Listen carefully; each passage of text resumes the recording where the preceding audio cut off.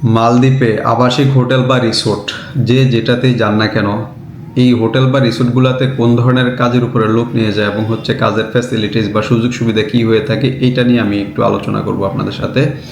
তো মালদ্বীপে আমরা বেশ ভালো সময় ধরে কাজ করতেছি। এতদিন সিভিল কনস্ট্রাকশন বা অন্যান্য ক্যাটাগরির যে লোকগুলা এগুলা নিয়ে বেশি কাজ করছি, বাট রিসেন্ট আমাদের হাতে কিছু আবাসিক হোটেল এবং হচ্ছে রিসোর্টের কাজ আমরা পেয়েছি, যেগুলো হচ্ছে আপনার বিভিন্ন ক্যাটাগরির উপরে।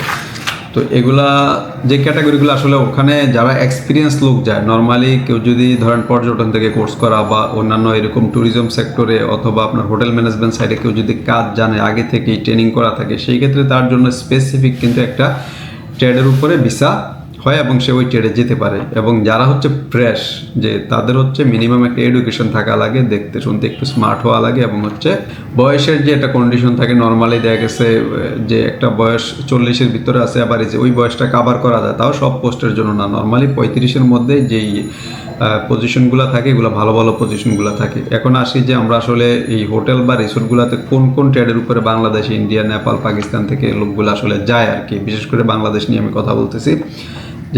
যেমন হচ্ছে এখানে সুইমিং পুল ক্লিনার আছে।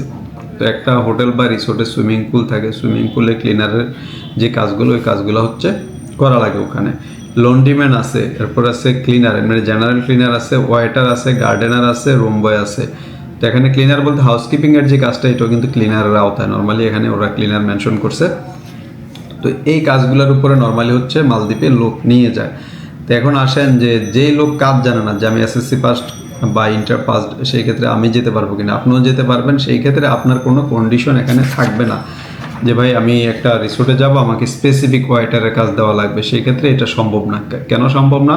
কারণ আপনার তো ওয়েটারের কোনো এক্সপিরিয়েন্স নাই। এখন আপনাকে কোম্পানি নিয়ে যাবে এরকম যে জেনারেল ওয়ার্কার হিসাবে, ওখানে নেওয়ার পরে আপনাকে গার্ডেনারে দিতে পারে, সুইমিং পুলে দিতে পারে, লন্ড্রি, ক্লিনার বা রুম বয়, যে কোনো একটাতে দিতে পারে। যাওয়ার পরে পুরাতন যারা আছে তাদের সাথে থেকে আপনাকে হচ্ছে কাজগুলো শিখে নিতে হবে। যদি আপনি ওখানে শিখে নেন, তো একটা সময় এসে ওরা কী করে, হোটেল বা রিসোর্টওয়ালার হচ্ছে কিন্তু পার্মানেন্ট করে। প্রথমে কিন্তু আপনাকে ক্যাজুয়াল কাজ করা লাগে, পরে পার্মানেন্ট চিন্তা ভাবনা, যদি ওরা ওখানে সার্ভিস আপনি ভালো দেন, সেই ক্ষেত্রে আপনাকে হোটেল বা রিসোর্ট কর্তৃপক্ষ যদি আপনাকে পার্মানেন্ট করে নেয়, সেই ক্ষেত্রে আপনি সার্ভিস চার্জ পাবেন হোটেল থেকে। একটা হোটেল বা রিসোর্টে যে সার্ভিস চার্জটা যোগ হয়, সেটা কিন্তু স্যালারির বাইরে সম্পূর্ণ।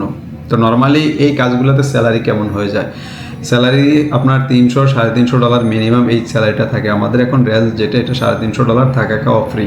এই রেঞ্জের ভিতরে কিন্তু আমরা আপনার কোনো হোটেল বা রিসোর্টে ওয়ার্ক পারমিট ভিসা আমরা দিতে পারবো। আর এগুলার হচ্ছে জেনারেলি যেই ডিউটি আমরা বলে থাকি, সেগুলা 8 ঘন্টা বা 9 ঘন্টা হয়ে থাকে, এর বাইরে হয় না।